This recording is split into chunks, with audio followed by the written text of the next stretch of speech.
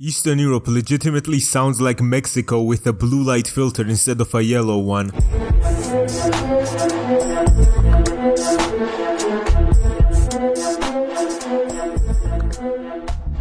Mexico is just Eastern Europe with a blue light filter instead of a yellow one is one of the truest thing I've ever heard. I've heard of people growing up in favelas and oh wait, a bunch of low income communities all cramped up together. I wonder what place that reminds me of, bro. I just can't quite put a finger on it because it's spanned through 15 countries. While some of you might think it's unfair of me to compare commie blocks, which are relatively decent to live in, to the slums in Mexico, not all commie blocks are built the same. I personally grew up in a 4-story tall Khrushchevka, which are considered the worst commie blocks than the big cool ones. However, mine was not as bad as it gets. I took my friend Roman to explore my hood when he first came to Tbilisi, Georgia, and I showed him around, and here is some footage from his video.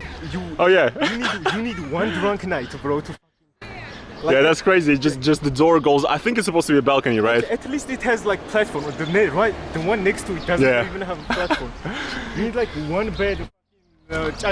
Yeah, does not look that different from the slums, does it? And the more you look into it, the more similarities pop up between the two places. And there's a meme of, oh yeah, everything turns yellow when you go into Mexico, just like Eastern Europe has a gray filter. But I'm not even going to lie to you guys. The gray filter is completely true. Yeah, in summer Georgia looks amazing and beautiful and Studio Ghibli, but then winter comes into Tbilisi and it just starts looking like the most comically exaggerated place of communism, especially when you look at commie blocks. There's also the fact that both of them are comically corrupt. This is a corruptions index which I think is fairly accurate. Higher rank means the country is more corrupt. As you can see, if you look at Denmark, it ranks number 1. So by this ranking, it's the least corrupt country in the world. Mexico ranks 126th and Russia ranks 137th. They're not even that far off in their corruption rankings. And it's such a shame because you look at these two countries and they have so much potential to be great. Mexico is such a huge country with amazing culture, and because of corruption, it's led the whole country into being in the drug cartel business and escaping to the US to get better work and future for their families. Some of you might think they're just a poor country because they're dumb or something, but the truth is not as easy as that. You know why? Because 5% of Mexicans earn 48% of the money in all of Mexico. This is insane. I cannot believe my eyes when seeing this. So yeah, 80% of the wealth belonging to 10% of the people will make people escape to the US to look for better lives. Because if you're born in rural Mexico, you might as well just start watching Breaking Bad and learn a few things from there, because your ass has no other choice than to turn into a life of crime. I am the one who knocks.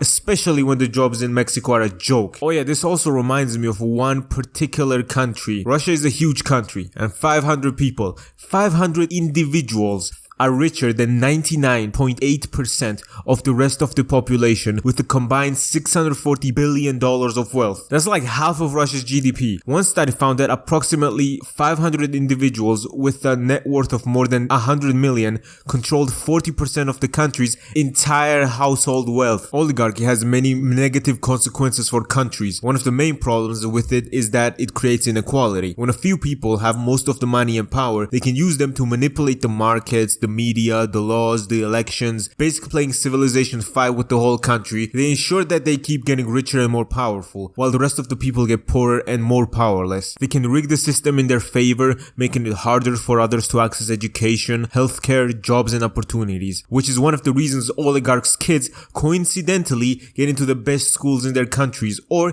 even they just go and study in Switzerland or something, because their own country's education is so shit because of oligarchy. The oligarchs themselves are like, oh wow, this is bad, let me send my kid to fucking Germany to study. They can also exploit the resources and the labor of the majority while keeping most of the profits for themselves, which is a very popular trend in South America, where democratic presidents were overthrown because they wanted to make bananas more expensive and the big banana companies did not want that, so they just literally fucking the presidents. This inequality creates a huge gap between the rich and the poor, which is one, unfair, and second, fuck you. This is a huge fucking gap causes crime, violence, and resentment. A lot of the times it creates resentment to their fellow people as well, because they're like, oh yeah, another Mexican is treating us Mexicans like this. I guess this country is doomed because people here are like this. And of course things such as economic growth, innovation, and productivity get thrown out the fucking window because it limits the opportunities and resources available to most people. Also, if you want to support me and be creative around your friends, you can get one of my shirts. They're Georgian themed, so they're pretty original. They're all 100% cotton and are very good price.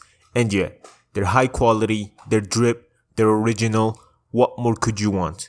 Oh yeah, fast shipping too. You can go to my website cartel.shop to get these shirts. And with this endeavor, you also support my channel. Patreon is pretty good too, but by getting something from this website, you support me and you get a dope ass shirt. So it's pretty cool, right? You can go to my website cartel.shop to get these shirts. Thank you. Another problem is when oligarchy like this exists, democracy gets thrown out the window as well. When a few people have most of the money and power, they just use them to influence or control the government, the institutions, and the policies to serve their own interests rather than the common good. A lot of the times, the Mexican and Russian corrupt oligarchs also turn a blind eye toward the drug crime that is happening in their country, because either they are afraid of the cartels or they get a piece of the pie. The Mexican and Russian people have no say in how their country is run, while in the Western world, you can go out and protest anything. I have to get fucking tear gassed and shit thrown at me by these fucking idiots. ACAB, I will still soyjack in front of the riot police. You cannot stop me. Of course, my argument does not count France, because France is run by people who still gladly give orders to beat protesters because, and these are Emmanuel Macron's words, not mine, French people are annoying. To be honest, I wish I had a fix on, hey, we fix governments that treat people like this by doing this and this, but I do not have an answer to this one. You could make the argument that the French figured out how to get rid of bullshit like this between 1789 and 1799, but I cannot promote that on YouTube. Of course, every government is corrupt, but there's like,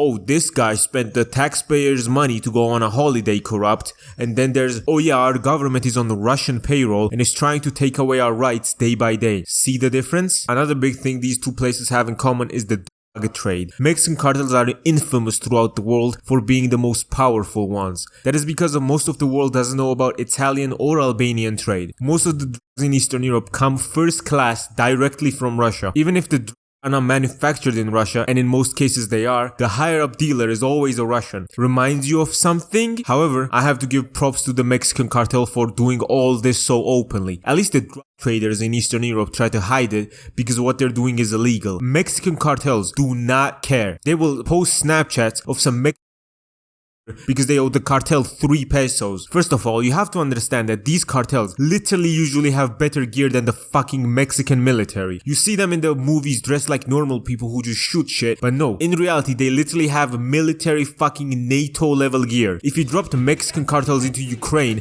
they would take Moscow in maximum 2 days, travel time included. Sicario is an amazing movie that explains Mexican cartels and the whole trade extremely well. It's also just a good movie, so I recommend you all watch it. It does a great job of showing the brutality of these people and the social relations within the cartel. Sicario is Spanish for hitman. There is literally a whole subreddit you can go to which is extremely interesting, and some of you might already know what I'm talking about and you're like, ooh, he's gonna go into it. That's right, of course, I'm talking about r/narco footage. This subreddit goes extremely into detail of Mexican cartels because all their names and nicknames and leader hierarchy is known to public. That's what I mean by they do not care. I have to warn you though, this subreddit is extremely not safe for work. As I said, the Mexican cartel literally posts the brutal shit they do on Snapchat, and a lot of those pictures are on there. I just couldn't talk about Mexican cartels without mentioning that subreddit. While most of my audience is above the age of 18, I still would not recommend going to this subreddit. The Mexican army, unlike the Russian one, is actually trying to fight the cartels instead of cooperating with them, which I think is pretty cool. However, as I said, cartels have fucking near NATO level equipment, so it's not as easy as they make it seem in Breaking Bad. A lot of the times the cartels are so powerful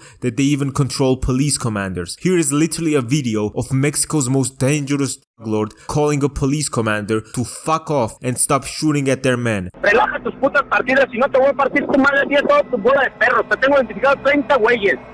Hasta tus putos perros te voy a matar si no te relajas, güey. ¿Cómo ves?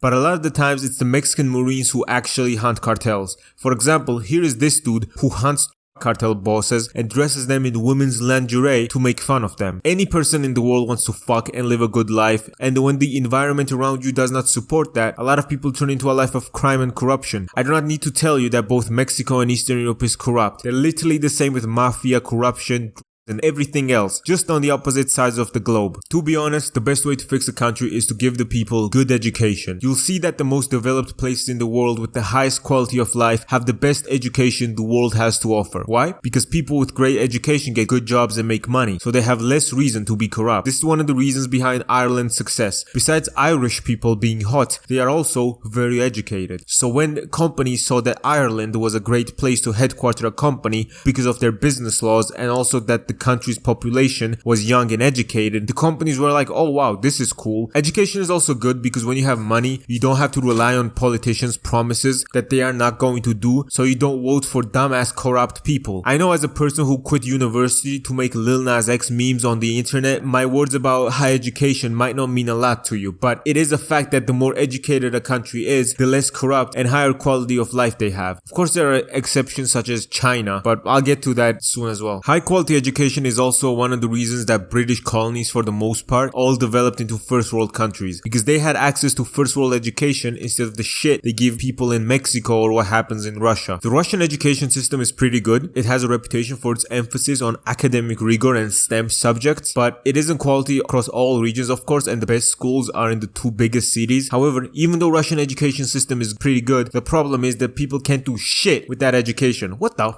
fuck are you going to use your education for when some dumbass Penis Semenov, who only graduated high school because his fucking parents knew the head teacher, gets that job because of nepotism and not an actually qualified person? That's also one of the reasons a lot of these oligarch owned companies are absolute dog shit, because they just install some idiots who don't know how to run a company or do their job instead of actually qualified people, and then the company ends up being shit and Janusz's water keeps being yellow. You will instantly get the weather effect, and we've had this problem here for decades. And every election cycle, the presidential candidate promises us that he is gonna build a water factory. However, they have been promising this for 40 years at this point, and every time I open up the tap, it's fucking yellow. Also, it's comical that basically anyone who's ever been smart in Russia has came to the conclusion that, oh yeah, wait, this country is fucking shit, and then they protested against it and got killed. The most famous Russian in the world, Fyodor Dostoevsky, was a writer who only wrote about how depressing living in Russia was, and he's regarded as one of the best writers of all time. This says a lot about our society. Mexican education system is like the Russian one but bad. So it's a bad education system and you still can't get a job because jobs are filled with nepotism. Twice the fun. Oh yeah. While Mexico has tried expanding access to education, it still has a lot of obstacles to overcome. Low funding, bad infrastructure, and shortage of good teachers are a few of the main challenges. But to be honest, Mexico is growing its economy and its people are getting richer, which will lead to better schools and better education and a better country in the near future. The Mexican people are getting richer mostly because of the amount of new manufacturing jobs in Mexico, which result in a lot of things being labeled made in Mexico. It doesn't have this in common with Russia, since Russia got sanctioned to fuck when they decided to pull the shit you would pull after quick saving in a video game last year, which resulted in a lot of companies pulling out from Russia, contributing more to Russia's rapid economic growth. People have been commenting a lot about how much Mexico, South America, and Eastern Europe have in common, and yeah, it's pretty true, and I want to make a video about it because I find this all very interesting. Plus, Hoser just followed me back on Twitter. There's nothing I really want to add to that. I just want to flex that because yeah, his channel is pretty good. You guys can go watch him. Thank you a lot for watching. Like and subscribe. Goodbye.